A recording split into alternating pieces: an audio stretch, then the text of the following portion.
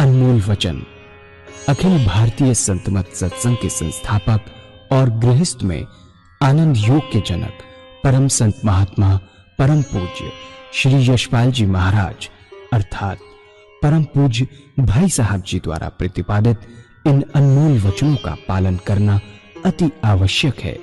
ये वचन हमारी गृहस्थ आध्यात्मिक साधना के लिए मूलभूत सिद्धांत हैं, जो इस प्रकार हैं। हम दुनिया की हर चीज की कीमत आंकते हैं, अपने मानव जीवन की कीमत भी जाने व परमात्मा की प्राप्ति हेतु साधना करें। मनुष्य योनि एक उपहार है, इसीलिए परमात्मा को धन्यवाद देते हुए आधा घंटा प्रातःकाल, आधा घंटा सायंकाल पूजा अवश्य करें। सत्संग, सतनाम व सद्गुरु को प्राथमिकता देते हुए इसी के आधार पर ध्यान योगाभ्यास अवश्य करें व गृहस्थ के कार्यों को परमात्मा का कार्य समझकर उसी की याद में संपन्न करें। हर समय ये ध्यान रहे कि गुरु कृपा द्वारा परमात्मा की पवित्र सत्ता का हमारी आत्मा में वास है, अतः मन में निरंतर अपने इष्ट देव का जाप करें। मान सम्मान की इच्छा ना करें व अपमान से दुखी ना हो। परमात्मा के अतिरिक्त किसी और का भय ना करें। दूसरों की बुराई न करें, न सुने, सत्य व मधुर बोलें, अश्लील शब्द मुंह से ना निकालें, सभी से नम्रतापूर्ण व सुंदर व्यवहार करें। धर्म पत्नी के अतिरिक्त अपने से बड़ी से माता जैसा, बराबर की से बहन जैसा व छोटी से पुत्री जैसा व्यवहार करें। सांसारिक जीवन यापन की आवश्यकताएं अंतहीन है, इसलिए अधिक से अधिक समय सत्संग में व धन परोपकार में खर्च करें। याद रखें, न स्त्री माया है, न धन दौलत, न ही परिवार। माया वह है जो हृदय को परमात्मा से दूर हटा दे। अतः निरंतर सत्संग और सद्गुरु की शरण में रहने का प्रयास करें। भोजन अपने इष्ट को अर्पण कर प्रसाद रूप में परमात्मा की याद में करें। रात्रि में सोने से पहले अच्छे बुरे कार्यों का आत्मनिरीक्षण कर उसका समुचित पश्चाताप करते हुए ध्यान करें व प्रभु की गहरी याद में ही विश्राम करें। परमात्मा तू ही है, तेरी इच्छा पूर्ण हो।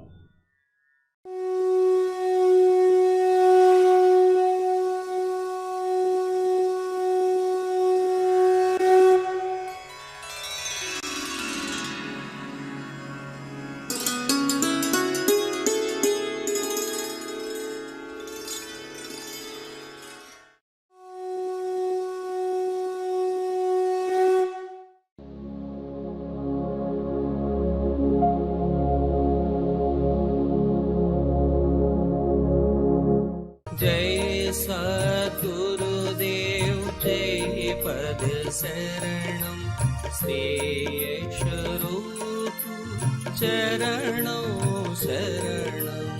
जय सद्गुरुदेव जय पद। इन संतों ने कहा, मैं एक ऐसा तरीका बताते, अगर ऐसे पूजा करेंगे तो विशेष लाभ होगा, चित्त की एकाग्रता प्राप्त होगी, कंसंट्रेशन प्राप्त होगा, मेडिटेशन कर पाएंगे और विशेष लाभ होगा। ऐसा तरीका उन्होंने बताया, चाहे किसी भी मजहब का मानने वाला हो, किसी भी धर्म का अनुयायी हो, अपने धर्म के मत पर चलते हुए कर सके।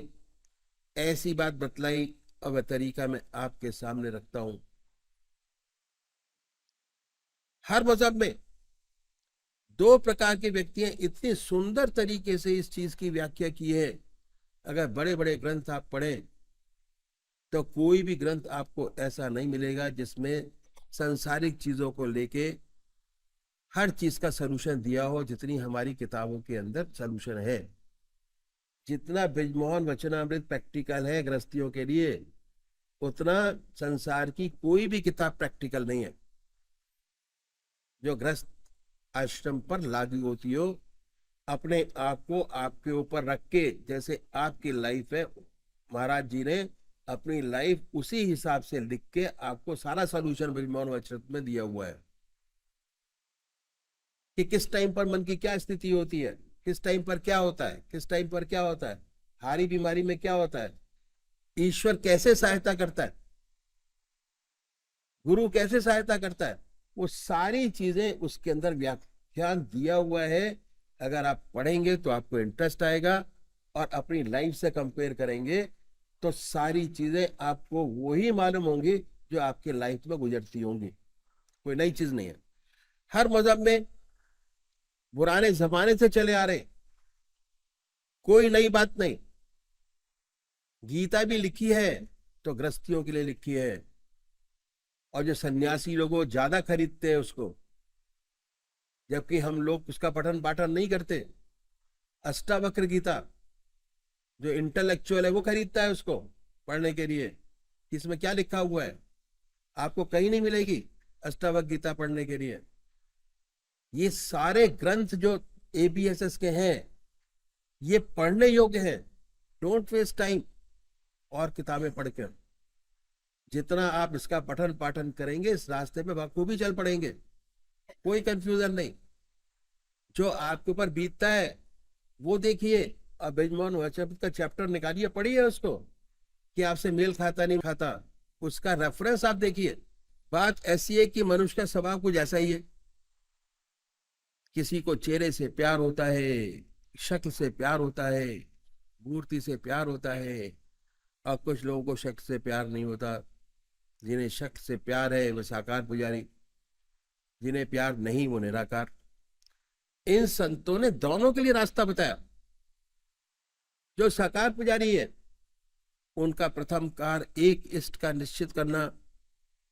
अपनी आत्मा से पूछिए कि भगवान की कौन सी मूर्ति आपको सबसे ज्यादा प्यारी लगती है, जिसमें भगवान की सबसे ऊंची भावना डाल सकते हो, उसे अपनाइए, उसे अपना इष्ट माने, उसी की पूजा करें, उसी का ध्यान करें, उसी को याद करें, उसको कभी बदले नहीं।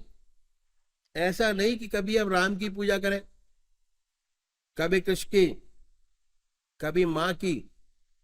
अगर रोज रोज बदलेंगे तो इसका विशेष लाभ नहीं होगा। पूजा का जो मकसद है वह चित्त की एकाग्रता प्राप्त करना है, और उससे ऊपर उठें तो मैं कहूंगा कि चित्त की वृत्तियों का निरोध प्राप्त करना। ऐसी हालत कि जिसमें विचार शून्यता पैदा हो जाए। कब होगा? जब आपका एक इष्ट होगा तभी हो पाएगा, नहीं तो नहीं हो पाएगा। पूजा कैसे करें? कुशाय कंबल का आसन हो, धूप दीप जलाएं, साफ सुथरी चादर बिछी हो, रात्रि के वक्त बदल कर बैठे। अगर स्नान नहीं कर सकते तो कोई बात नहीं, मुंह हाथ धोकर सुखासन से बैठे। कल्पना करें कि आपका इष्टशय शरीर आपके सामने विद्यमान है। कोई भक्ति भरा भजन गाइए तो क्या होगा? आपके वैरमुखी विचारों की दुनिया से हटकर मन ईश्वर की तरफ लग जाएगा। इसके बाद आप ध्यान करेंगे तो ध्यान लगेगा। पहले बाहर देखिए, जब ध्यान बाहर बन जाए उस पवित्र मूर्ति को अपने हृदय में उतारिए, बैठाइए बड़े प्यार से, इतने प्यार से कि ना कोई दूसरा विचार रह जाए ना ख्याल। हमारी आत्मा हमारे मन को देखती रहती है, बताती रहती है कि हम क्या कर रहे हैं। जब मन हट जाए फिर प्यार से उस मूर्ति पर जमाएं, फिर ना कोई विचार रहेगा ना ख्याल। जब चेतन अवस्था में लौटेंगे उसी के ध्यान में लौटेंगे, और उस समय आपको बड़ी सुंदर स्थिति आपकी होगी। आपका मस्तक अनुपम आनंद से भर गया। जितना मस्तक पर भार था वह हल्का हो गया। ये है पूजा का तरीका जो हमारे सदगुरुओं ने बताया। साकार पुजारियों के लिए यदि ऐसे पूजा करेंगे तो विशेष लाभ होगा। मन चित्त की एकाग्रता प्राप्त होगी, सुषुप्ति की अवस्था प्राप्त होगी और धीरे धीरे सुषुप्ति से सहज समाधि में प्रवेश कर जाएंगे। दूसरे उपाय हैं जो निराकार भगवान के उपासक हैं, वो क्या करें? वो उस नाम को चुनें जो आपकी आत्मा को प्यारा लगता है। उसके बाद बड़े प्यार से बैठिए, सुखासन से हृदय की तरफ निगाह करिए, आनंदमय अवस्था बनाइए और ये ख्याल कीजिए कि जो हमारी हार्ट बीट है उससे ओम नाम निकल रहा है, ये जो नाम चुना है वो निकल रहा है। ऐसी हालत पैदा होती है कि ना कोई दूसरा ख्याल रहता है ना विचार, ऐसे तल्लीन हो जाते हैं, अपना होश नहीं रहता, अपने आप से गायब हो जाते हैं, विचार शून्य अवस्था प्राप्त होती है। और जब चेतन अवस्था में आते हैं तब दोबारा वही नाम सुनते होते हैं और उसके बाद बड़े आनंद की स्थिति हमें प्राप्त होती है कि हमारा मस्तिष्क अनुपम आनंद से भर गया, बड़ा आनंद भर गया, बड़ी शांति मिली। इन संतों ने पूजा का तरीका बताया। अगर ऐसे पूजा करेंगे तो विशेष लाभ होगा, चित्त की एकाग्रता प्राप्त होगी, सुषुप्ति की अवस्था प्राप्त होगी और सुषुप्ति से सहज समाधि में प्रवेश करेंगे। उसके बाद हमें आत्मा उस परमात्मा का अनुभव होने लगेगा और एक दिन ऐसा आएगा कि हम उसे एकाकार हो जाएंगे, ज्योति से ज्योति मिल जाएगी। इन सदगुरुओं ने इस बात का विशेष ध्यान रखा कि हमारा काम का समय न लिया जाए। हर मनुष्य भोजन करता है और भोजन करने में आधा घंटा दोपहर को और आधा घंटा रात्रि को लगाता है। ये समय खाली है क्योंकि दुनिया के व्यवहार का कोई भी काम नहीं कर रहे होते। इस भोजन के तरीके में थोड़ा परिवर्तन लाना पड़ेगा और वास्तव में हमारा वास्तविक कल्चर यही था जो मैं आपके सामने रखूंगा। क्या हुआ कि वेस्टर्न कल्चर की हमारे पर छाप पड़ी और हमारा स्टैंडर्ड 2.5 फुट ऊंचा हो गया। पहले जमीन पर बैठकर भोजन करते थे, अब मेज कुर्सी पर बैठकर भोजन करते हैं। इस बात में कोई नुकसान नहीं। विशेष हर्ज ये है कि जितने दुनिया के वार्तालाप होते हैं वे खाने की मेज पर होते हैं, क्योंकि हमने अपने आप को वेस्टर्नाइज कर लिया, पश्चिम सभ्यता को अपना लिया। उस तरीके में तब्दीली लानी होगी अगर आप आध्यात्मिक जिंदगी चाहते हैं। परिवर्तन क्या है कि जब भोजन आपके सामने आ जाए, अपने इष्ट देव के अर्पण कर दीजिए। हर ग्रास, हर कौर परमात्मा को याद कीजिए और याद करते करते भोजन का पान करिए। यह अभ्यास भोजन की एक विशेषता है कि भोजन जिन विचारों में डूब कर किया जाता है, खून जो बनता है उन्हीं विचारों का रंगा हुआ बनता है। अगर आप भोजन पर भगवान की याद में करेंगे तो दिन में आप जब खाली होंगे ईश्वर की याद आएगी स्वतः ही। भक्ति के लिए जब तक खून नहीं बदल जाता भक्ति नहीं आती। भगवान श्री कृष्ण ने गीता में साधक की दृष्टि से 4 विशेष बात बतलाई। पहली आहार की शुद्धि, दूसरी विहार की शुद्धि, तीसरा अभ्यास और चौथा वैराग। यह है आसान तरीका जिसे कैसे सहूलियत से आहार शुद्ध हो जाए। यदि इस तरीके से भोजन करेंगे जो खून बनेगा, परमात्मा की याद का रंगा हुआ बनेगा। जब भी आप खाली होंगे स्वतः ईश्वर की याद आएगी, दूसरी तरफ मन नहीं जाएगा, क्योंकि आप भोजन परमात्मा की याद में कर रहे हैं और पूजा में ही भगवान की याद करते हैं। तो आधा घंटा दोपहर भोजन का, आधा घंटा रात्रि भोजन का समय पूजा में बदल जाएगा। और दूसरी बात क्या चीज है कि इन सदगुरुओं ने बड़ी सुंदर बात कही कि स्वाद पर कंट्रोल करने, स्वादेंद्रिय निग्रह बहुत जरूरी है। जब तक स्वाद पर कंट्रोल नहीं होता, आत्मा की सारी इंद्रियों पर कंट्रोल नहीं हो पाता। और इसका तरीका इन सद्गुरुओं ने बताया। बहुत से महात्मा बहुत कष्ट उठाते हैं स्वाद पर कंट्रोल करने के लिए। कोई मीठा खाता है, कोई फीका छोड़ता है, कोई सारी चीजें मिलाकर खाते हैं, बड़ी तपस्या करते हैं। कोई कोई महात्मा तो घास घोट कर सारी जिंदगी पीते हैं। हमारे सद्गुरुओं ने बड़ा रैशनल तरीका बताया स्वादेंद्रिय निग्रह का, कि परमात्मा की याद में भोजन कीजिए, ऑटोमेटिक स्वादेंद्रिय निग्रह हो जाएगा, स्वादों से आप ऊपर उठ जाएंगे। अब आपके पूजा के 2 घंटे हो गए। आधा घंटा सुबह पूजन, आधा घंटा सायंकाल पूजन, आधा घंटा दोपहर भोजन, आधा घंटा रात्रि भोजन। हर मनुष्य सोता है और सोने में 6 घंटे सब लगाते हैं। 6 घंटे सोने से पहले इन संतों ने बताया कि 20 मिनट परमात्मा को दे दें। सिर्फ 20 मिनट, बहुत बड़ी बात हो जाएगी।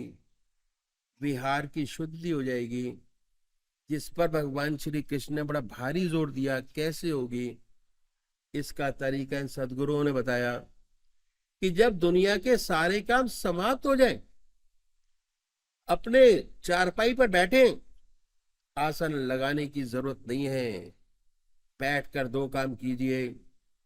पहला आत्मनिरीक्षण वे कैसे करें?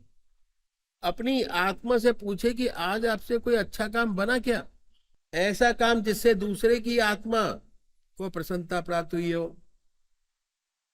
अगर ऐसा कोई परोपकार का काम आपसे बना है, अपने इष्टदेव की अर्पण कर दीजिए। ये प्रभु आपकी दया कृपा से बना।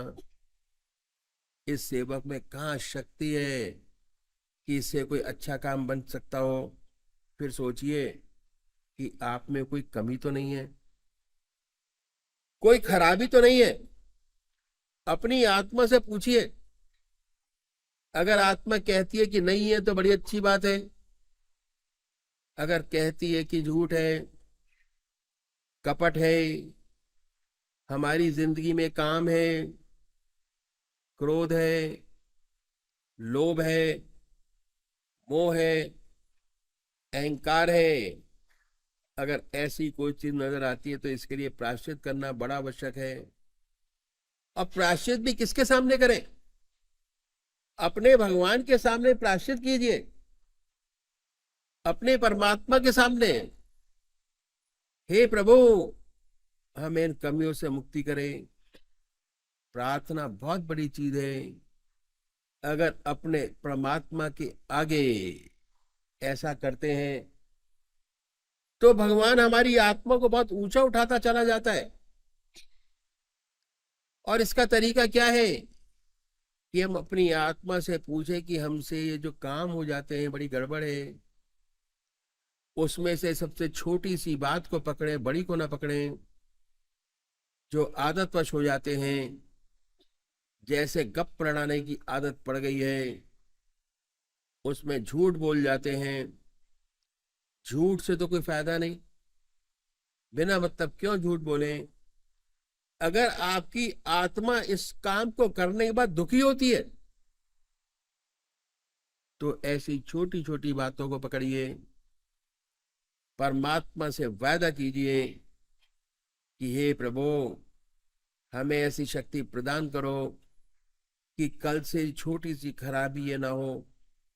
परमात्मा से वादा करें और अगले रोज से उस दुर्गुण को छोड़ दीजिए।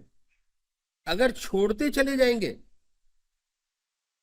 तो आपकी इच्छा शक्ति बढ़ती चली जाएगी। धीरे धीरे बड़ी बड़ी कमियां, खराबियां जो आप में हैं, जिन्हें आप सोचते हैं कि नहीं जा सकेंगी, उनमें भी परिवर्तन होता नजर आएगा। वह भी छूटती नजर आएंगी। शर्त एक है कि जिस बात का भगवान से वादा करें, जिस बात का अपने इष्ट से वादा करें, उसको पूरा अवश्य करें। अगर पूरा नहीं करेंगे तो आपकी इच्छा शक्ति घटेगी। वायदा न करना चाहे लेकिन वायदा करके पूरा न करना खराब है। जो वायदा करें पूरा करें। अपनी इच्छा शक्ति बढ़ाइए। इसके बाद अपने इष्ट को, जिसको मानते हैं, उसका ध्यान कीजिए, जैसे पूजा में ध्यान करते हैं। और जब ध्यान अच्छा लग जाए, याद अच्छे आने लगे, तो उसकी याद में सो जाए। ये अभ्यास करेंगे तो आपको बहुत लाभ मालूम होंगे। जो ऐसे भाई बहन हैं जिन्हें ऊट पटांग सपने आते हैं, अगर ऐसे सपने आने बंद हो जाएंगे, बेखबर होके सोएंगे, नींद अच्छी आएगी, डरावने सपने आने बंद हो जाएंगे। जब अभ्यास और बढ़ेगा तो आपके सपने बदल जाएंगे, सुंदर सुंदर सपने आएंगे। कभी आप देखेंगे कि पूजा कर रहे हैं, कभी आप देखेंगे कि अपने इष्ट देव के मंदिर में बैठे हैं, पूजा कर रहे हैं, अपने इष्ट का दर्शन, अपने गुरु का दर्शन, कभी सत्संग में बैठे हैं। फिर साधक जब और तरक्की करता है तो बड़े सुंदर अनुभव खुलते हैं। सोते सोते अनंत सूर्यों का प्रकाश नजर आएगा, सारा शरीर विद्युत से ओतप्रोत नजर आएगा। जब ऐसा साधक सोकर उठता है तो वास्तव में उसके शरीर से बिजली दौड़ रही होती है। बड़ा अचंभा होता है, बड़ी हैरत होती है। ऐसा साधक जिस ध्यान में सोता है, जब उठता है वही ध्यान बना होता है। उसके मुख से परमात्मा का नाम निकलता है, अपने अंदर ध्यान की सुंदर अवस्था पाता है। जिस ध्यान की अवस्था में सोया था, उससे अच्छे ध्यान की अवस्था में उठा। जो अच्छे साधक हैं, जिनके आज्ञा चक्र पर स्पंदन होता है, यदि सोते समय आज्ञा चक्र पर स्पंदन होता है तो और तेज होता मिलेगा। आत्मा यही कहती है कि मैं जिस ध्यान में सोया था, रात भर उसी का ध्यान बना रहा।